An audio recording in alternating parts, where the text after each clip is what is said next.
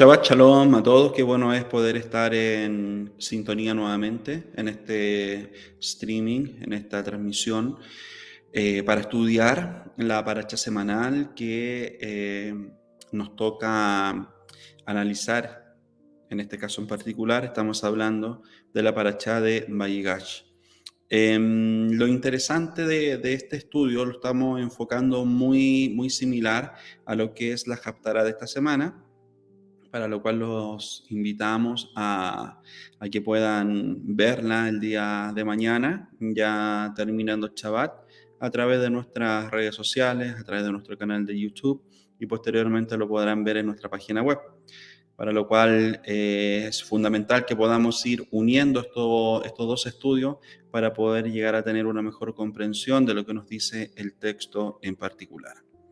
Dentro de todo lo que vamos a estudiar está relacionado directamente con la porción de Bereshit, capítulo 44, versículo 18, y también hasta el 47, 27, para que ustedes también lo puedan ver y analizar en sus hogares. Primero que todo me quiero enfocar en uno de los versículos que nos dice esta parashá en particular, y posteriormente vamos a ir analizando algunas otras cosas bien interesantes. Y le dijo Faraón a Joseph: soñé un sueño, pero nadie logra interpretarlo. Ahora oí decir sobre ti que comprenda la naturaleza del sueño para interpretarlo. Bueno, acá ustedes se pueden dar cuenta de que estamos analizando un versículo que ya nosotros encontramos en la parashá anterior. Todo esto netamente por el hecho de que todo parte por ahí, por el sueño que se tuvo, y en esta parashá en particular lo que estamos llevando a cabo es netamente la realización de todo ese sueño, la importancia del sueño como tal. Por eso vamos a estar analizando netamente algunos puntos relacionados primero que todo a ese versículo que estaba en la parashá anterior, para posteriormente ir analizando lo que nosotros encontramos directamente como la realización de todos esos sueños en la parashá que nos toca. Por lo tanto, entendemos que todo parte desde ese sueño. Y aquí ya estamos entrando al punto cúlmine de todo lo que nació como una visión o como un sueño hace muchos años atrás. Y acá Joseph tenía a sus hermanos en el lugar que él quería. Su plan resultó a la perfección. Tenía que hacerles entender que bajo su posición de poder contaba con todos los recursos para poder vengarse de ellos, pero al mismo tiempo quería que supieran que los protegía o los protegería y que los sustentaría en tiempos de hambruna.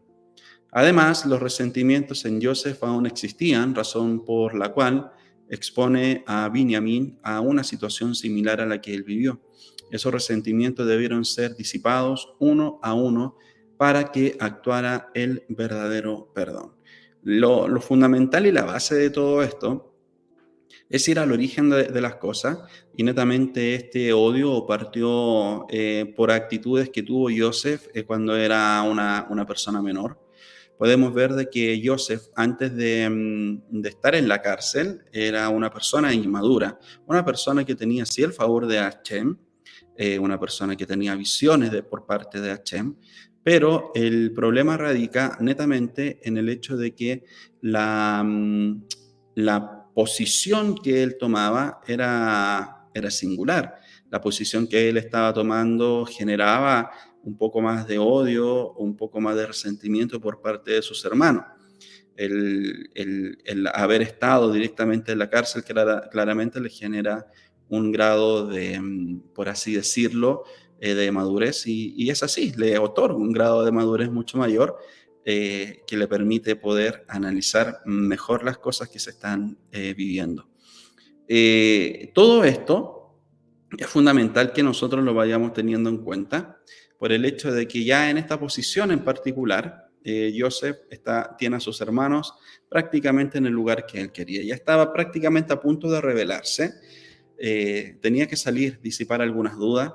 Es ahí en donde también podemos analizar de que pone en una misma posición a su hermano Binyamin, eh, por el hecho de que tenía que probar hasta lo sumo netamente si es que efectivamente sus hermanos estaban arrepentidos o no. Ahí nosotros hemos hablado y también en otros estudios que Joseph estaba teniendo una lucha interna, una lucha emocional, mental tremenda, tan grande que efectivamente, como vamos a ver en unos minutos más adelante, le generó que se conmoviera a tal punto de que lo dejaran solo en una habitación. O sea, se estaba llevando prácticamente al extremo una situación emocional, una situación mental, una situación espiritual, que la verdad todo nace directamente con un sueño. Y es ahí en donde también analizábamos netamente cómo también Faraón logra tener estos sueños en particular. Por parte de Joseph podemos entender de que, como analizamos en su momento, por la gracia de Hashem, él también tiene esos mismos sueños y se los puede interpretar a Faraón con su respectiva interpretación. Lo interesante de todo esto, netamente, es que hay algunas cosas bien bonitas que nosotros encontramos en esta parashá. Si nos vamos a Génesis o Bereshit capítulo 48, 44, versículo 18, nos dice: por favor, permíteme decir algunas cosas en su oído, porque usted es como el faraón. Todo se va entrelazando. Y es acá en donde entramos directamente a lo que es el punto cúlmine de toda esta situación que está viviendo Joseph. Aún tenía que disipar algunas dudas, y esas dudas claramente iban a ser un juego de palabras, de preguntas y respuestas entre él y también sus hermanos. Entonces aquí, cuando tienes la oportunidad de vengarte y no lo haces, habla de un verdadero perdón. Nosotros no estamos llamados para tomar venganza, no estamos llamados para poder vengarnos de quienes nos han hecho daño, pero aún así vamos a ir entendiendo algunos aspectos de aquellos que han hecho daño y cuál debería ser la actitud. Todo esto relacionado directamente con la vivencia de Joseph, lo que él vivió también con sus hermanos. O sea, todo la enseñanza práctica que debiésemos sacar de esto está relacionada directamente ahí.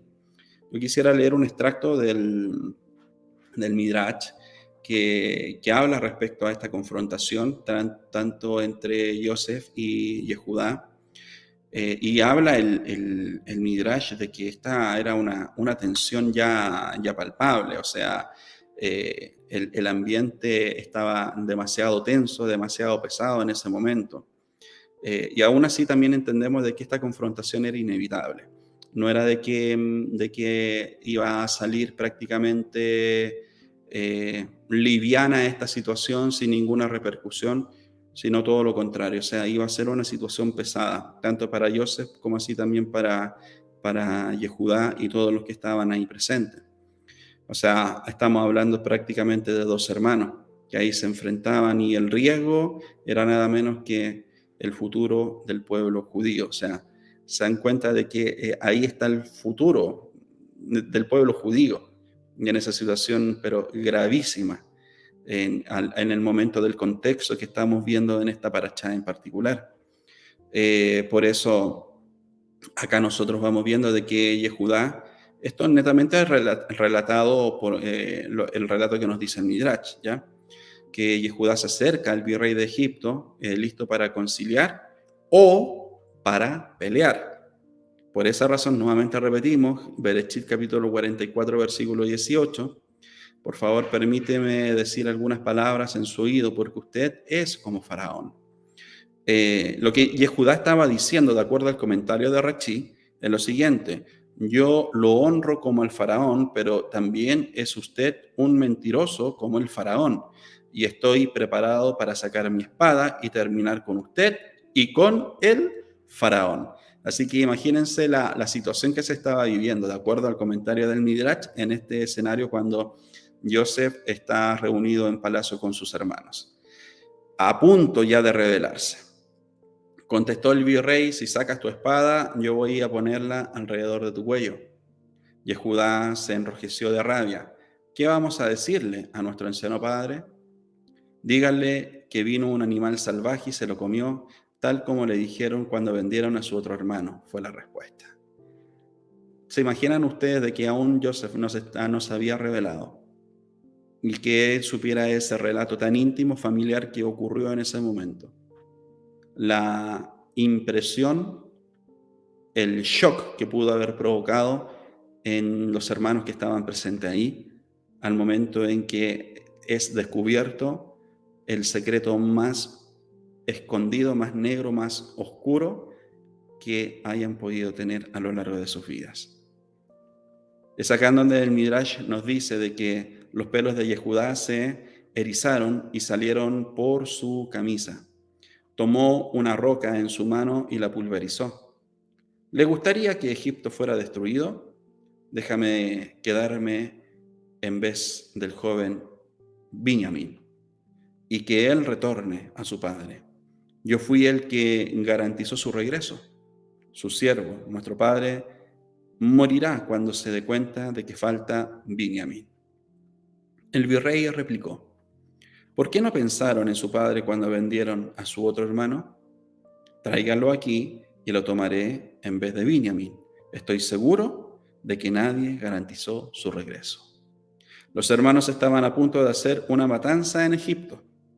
Ya le dijimos que nuestro hermano está perdido, exclamaron ellos. No, no lo está, fue la respuesta. Él está justo en este cuarto. Al escuchar estas palabras, los hermanos empezaron a mirar alrededor del cuarto en todas las direcciones. Joseph, hijo de Jacob, revélate. Mientras los hermanos estaban totalmente desconcertados por el giro que había tomado los eventos, repentinamente escucharon las palabras: yo soy Joseph, ¿vive aún mi padre? Por lo tanto, es acá donde prácticamente vamos viendo un gran relato, una historia que el Midrash nos comenta relacionado a este contexto y que nos sirve a nosotros para poder entender la reacción o la respuesta ante un verdadero arrepentimiento a quienes han hecho daño.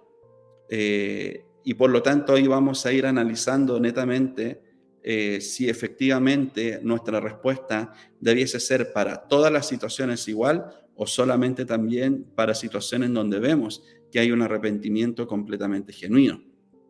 Por lo tanto, si tú ves o has analizado a lo largo de tu vida que hay personas que te han hecho daño y que en tu mano está la oportunidad o la posibilidad de poder vengarte, y si no lo haces, es porque efectivamente está actuando un verdadero perdón en tu vida. Pero si tú estás buscando la oportunidad de vengarte, eso habla netamente de que hay grandes grados de resentimiento y que a la larga puede provocar un grave daño, no solamente para la persona que va con la cual tú te vas a vengar, perdón, sino que también para tu vida.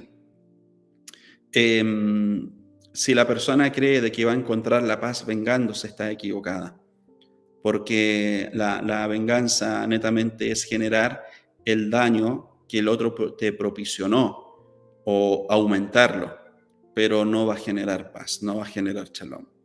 Por eso es mejor seguir el consejo mismo de la palabra que nos dice: buscar la paz.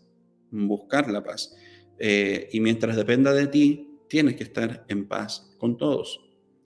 Todo esto nos ayuda a entender de que entonces se acercó a él Yehudá y le dijo: te ruego, mi señor, desea hablar tu siervo una palabra a los oídos de mi señor, y que no se encienda tu ira contra tu siervo, pues tú eres como Faraón.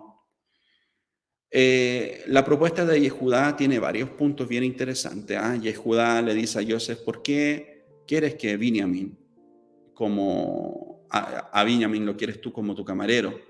Yo soy mucho mejor, mayor, más fuerte. Mándame a pelear tus batallas en tu lugar. Además, si Binyamin es un ladrón, ¿por qué querrías un ladrón dentro de tu casa? Realmente te robaría todo. O sea, se dan cuenta de que el relato no es un relato básico, sino que es un relato con fundamentos muy bien elaborado. Yehudá estaba dando argumentos de peso, como prácticamente tratar de entender la reacción del virrey de Egipto al momento en que quiere tener prisionero a Binyamin.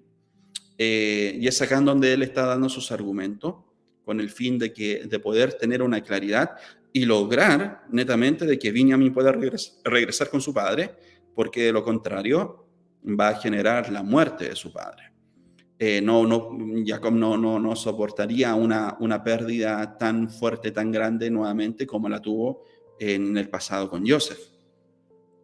Y surge una pregunta: ¿acaso no dicta la Torá que un ladrón se le castiga con servidumbre?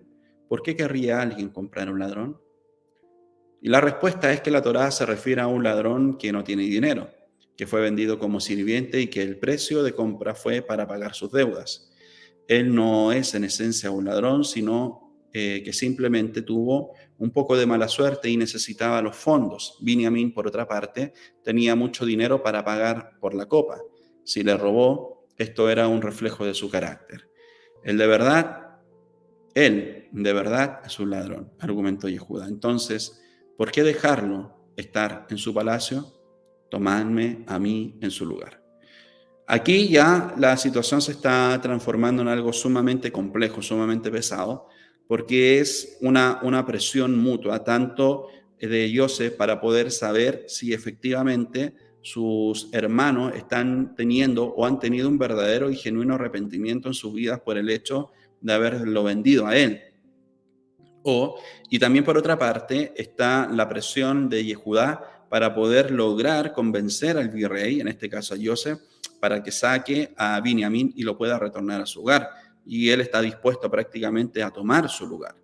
Por lo tanto, esto nos dice de que la Torá dice que Yehudá se acercó a Joseph, lo cual según el Zohar y el Midrash significa que Yehudá se adentró en lo más recóndito del alma de Joseph. Acá hay un estudio que pudimos hacer incluso el año pasado, netamente de la lucha entre estos dos reyes. Aquí prácticamente tú tienes que entender de que la batalla que se está llevando a cabo acá es una batalla de autoridades, una batalla de reyes. Por esa razón es tan pesada y ellos dos son los protagonistas y no lo son netamente los demás hermanos. O sea, aquí prácticamente estamos hablando netamente de la composición de todas las tribus y también de su división, el rey del sur, el rey del norte en el futuro, prácticamente por el hecho de que de ahí nacen los dos hijos, tanto Efraín como Manashe, y que están relacionados directamente con los reinos del norte, a diferencia de Judá, relacionados directamente con el reino del sur. Por lo tanto, es acá en donde proféticamente tenemos que ir analizando y viendo cuál es el tenor de esta conversación, lo que está ocurriendo en este salón, para que de esa manera vayamos viendo y analizando qué es lo que nos dice posteriormente los libros proféticos relacionados a lo que pasó con la división del reino y qué es lo que los provocó como tal dicha esa división. Por lo tanto, acá nos dice de que el corazón de Joseph yacía un plan de ocultar su identidad hasta el momento indicado, cuando le revelaría que era su hermano. Pero Yehudá entrelazó elementos narrativos, una súplica apasionada y argumentos elocuentes con tanta eficacia que pudo sonsacarle el secreto. Por lo tanto, es acá donde prácticamente no le quedó otra alternativa a Joseph de que al momento en que ya estaba siendo confrontado muy duramente por Yehudá, de que tenía que soltar la verdad y tenía que revelarse ante sus hermanos. Cuando la Torá nos habla a los oídos de mi Señor, lo plantea de la siguiente forma: que mis palabras penetren en tus oídos, es decir, que mi petición logre convencerte, de acuerdo a lo que nos dice Rashi. Y también el Ramban nos dice que cuando Yehudá se refirió a una palabra que quería que Joseph aceptara, aludía a la súplica que estaba a punto de presentarle, que librara a Binyamin y dejara que él mismo tomara su lugar como esclavo. Por lo tanto, es acá en donde prácticamente ya vamos avanzando en el sentido mismo del perdón, en el sentido mismo del rencor, del resentimiento, y qué es lo que ha de ocurrir en la vida de la persona cuando vive una situación de confrontación tan difícil. O sea, imagínate esta posición. Joseph estaba enfrente de sus hermanos, quienes lo vendieron hace años atrás. O sea, se está confrontando netamente con las personas que le hicieron más daño a lo largo de su vida. y que no eran cualquier persona, no eran personas que, digamos, eran extraños o alejados de la familia, no, eran sus propios hermanos. Por lo tanto, acá nosotros estamos entrando en un punto cúlmine de toda una historia de sufrimiento, como así también de revelación, de profecía, pero que a la larga claramente ocurren acontecimientos internos en la vida de la persona que no podemos dejar escapar y que son netamente los sentimientos de traición, sentimientos digamos, de dolor, todo lo que puede ocurrir netamente cuando son esas personas tan cercanas las que generan un daño en cualquier área de la vida de la persona. Por lo tanto, de esta historia en particular, tenemos que rescatar todas aquellas cosas que van a servir para que la persona sí pueda ser restaurada y sanada en esa área. No guardes rencor, es decir, se nos prohíbe guardar rencor en nuestro corazón por lo malo que nos hizo alguien de Israel. Incluso si aceptamos no retribuirle sus acciones de ninguna forma, y la raíz de este mandamiento es igual a la mitzvah de no vengarse. O sea, ok, por una parte, te hicieron daño, no te vengues, pero ahora va más allá, no le guardes rencor a quien te hizo daño. Acá vamos a ir aclarando algunas cosas en particular también. El hecho de que no guardes rencor no quiere decir de que esa persona tenga que seguir en tu vida como lo seguía antes, no. Si no hay un genuino arrepentimiento, un genuino perdón, no puede continuar en tu vida, y por amor propio, por el hecho de que nuevamente lo puedes volver a hacer y te puedes hacer víctima nuevamente de algo que podrías haber evitado si hubieses tomado decisiones en la sabiduría. Cuando analizamos la esencia del mandamiento, es que si cualquiera del pueblo de Israel hirió o hizo enfadar a su compañero en cualquier forma, el hábito de la mayoría de la gente es que no dejarán tranquilos a la persona que los lastimó hasta haberse desquitado por el acto dañino o hasta causar al malvado pena, al igual que éste les causó pena a ellos. Pero Dios, bendito sea, nos prohibió hacer esto. Y la raíz de este mandamiento es que la persona debe saber e internalizar que todo lo que le ocurre, tanto lo bueno como lo malo, viene de Dios. Y otro gran beneficio es que esta misma es que disuelve la disputa y elimina la enemistad del corazón de las personas. Por eso nosotros volvemos a lo que nos dice después el Brit Hadashah, relacionado a que mientras dependa de vosotros, estén en paz con todo. Y esto es lo que está ocurriendo en Joseph. Necesitaba disipar algunas dudas, y quizás también es el proceso que cada una de las personas tiene que vivir, personas que han sido dañadas. Disipar algunas dudas para saber si efectivamente la persona es sincera en su arrepentimiento, es sincera en su perdón, o solamente lo hace porque no le quedó otra, porque otra persona le dijo que lo hiciera y no lo siente verdaderamente en su corazón. Porque si no es así, claramente, vuelvo a reiterar, no es necesario de que esa persona siga en tu vida. Tiene que demostrar y mostrar que hay algo distinto, una acción distinta, y de que el hecho de que pueda reconocer, ok, ya me equivoqué, pueda ser completamente genuino, pero si no lo es, nuevamente te digo, te arriesgas a que nuevamente pueda volver a ocurrir una situación igual. Por eso acá nosotros entendemos las leyes sobre el perdón, y sobre todo cuando estamos en Yom Kippur. Esto está relacionado directamente con Yom Kippur. Y entendemos que las transgresiones entre el hombre y su prójimo no son perdonadas en el día de Yom Kippur hasta que el pecador se reconcilie con la víctima. Incluso si solo lo agredió verbalmente, tiene que reconciliarse. Si no es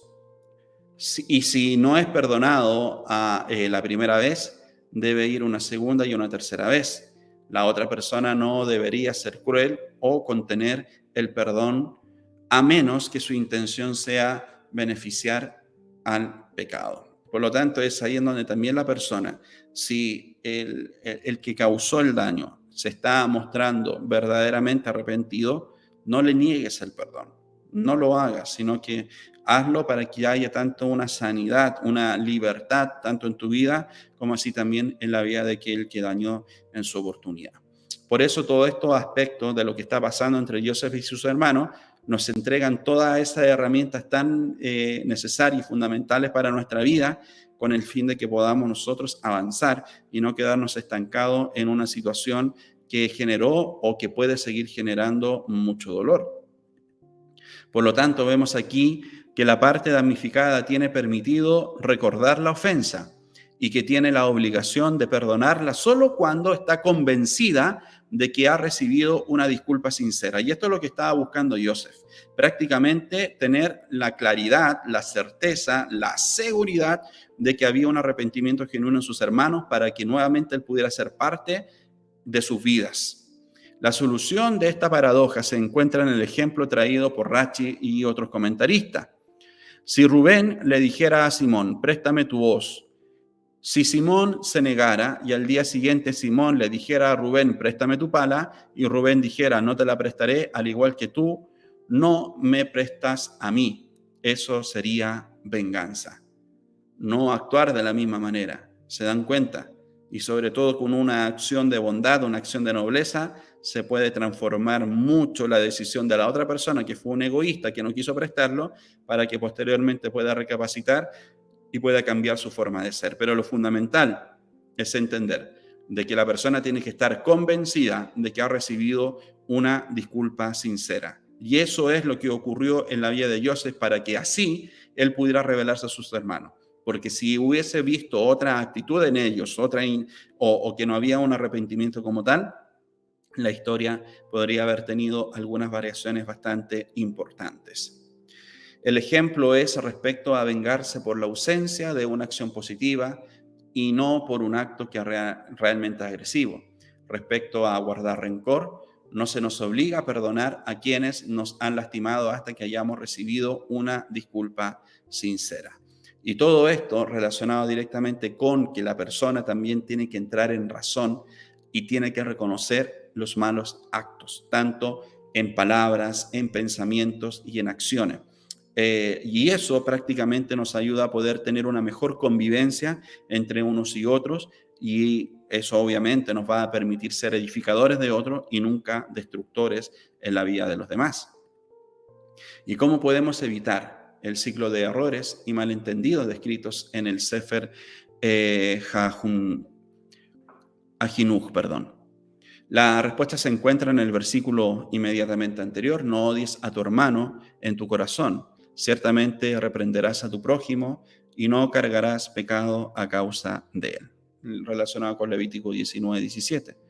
Este es el mandamiento de reprender gentilmente.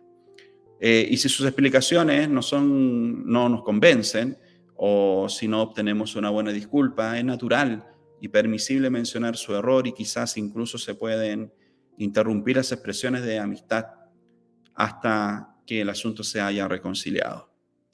Y de acuerdo a lo que nos dice el Asher Meir, pero incluso en este caso vengarse, es decir, hacer actos cuya intención sea causar daño o lastimar a la otra persona, no está permitido. Y eso fue el proceso que vivió Joseph. De acuerdo al versículo 25, 45, y no pudo Joseph contenerse ante los presentes frente a él, por lo que exclamó, que sean retirados todos de mi presencia. Y no quedó nadie con él cuando se dio a conocer Joseph a sus hermanos. Y no pudo contenerse. El versículo asocia la presencia de los asistentes de Joseph con su propia incapacidad de contenerse. Y entre las explicaciones ofrecidas se encuentra la siguiente. De acuerdo a Rachi, estaba dispuesto a rebelarse, pero no podía soportar que sus hermanos fueran avergonzados en presencia de tantos espectadores. De acuerdo al Rashbam, le preocupaba su propia imagen, no la de sus hermanos. Habría sido indecoroso prorrumpir en llanto en presencia de tantos desconocidos. De acuerdo al Rambam, los numerosos asistentes de Joseph se conmovieron por la súplica de Yehudá y se le sumaron a partir de la liberación de Binyamin. Joseph no pudo resistir las súplicas de tantas personas juntas. Y al momento en que él revela, yo soy Joseph, cuando Joseph dijo, yo soy Joseph, el plan maestro de Dios quedó en evidencia para los hermanos, cuyas dudas por fin se despejaron. Todo lo que había ocurrido durante los últimos 22 años pudo verse ahora en forma objetiva. Y de acuerdo al Jefetz Haim, lo mismo ocurrirá en el futuro cuando Dios se manifieste y anuncie, yo soy Hashem. Entonces se levantará el velo de ante nuestros ojos y comprenderemos que todo lo que ocurrió a lo largo de la historia. O sea, prácticamente toda esta historia nos ayuda a nosotros a entender efectivamente cómo debe ser la actitud misma de la persona. Joseph, con su actitud, nos enseña muchas cosas y sobre todo de poder buscar prácticamente que tener la certeza, la seguridad de que efectivamente hay un verdadero arrepentimiento en quienes le hicieron daño y así poder tener una reconciliación. Aparte de eso, podemos entender de que todo lo que nace de algo positivo, de algo nuevo, el genuino arrepentimiento siempre va a generar un buen resultado. Pero cuando finges un arrepentimiento, eso primero que todo se nota y aparte de eso nunca va a resultar por el hecho de que la esencia misma de la persona va a ser netamente seguir haciendo daño. Eso ya no estaban los hermanos de Joseph, ellos entendieron. Había un genuino arrepentimiento y se pudo provocar esta reunificación y que también nosotros lo podemos analizar netamente en la Haftará de esta semana. Que todo este estudio en particular, estos comentarios y sobre todo la vivencia que podemos analizar en la vida de Joseph y sus hermanos al momento del encuentro, en el momento en que él se revela, nos ayuda a cada uno de nosotros a poder ser sabios en nuestras decisiones y sobre todo aún más en nuestras acciones. Y que siempre podamos tener no solamente el Shalom Bay en nuestros hogares, sino que también poder tener Shalom, buena convivencia con todos aquellos que comparten nuestra fe y aparte de eso, con todas las personas que son parte de la comunidad en donde nosotros residimos. Así que el Eterno les bendiga grandemente a cada uno de ustedes y espero que puedan disfrutar mucho de este Shabbat junto a sus familias y sus comunidades. Shabbat Shalom a todos.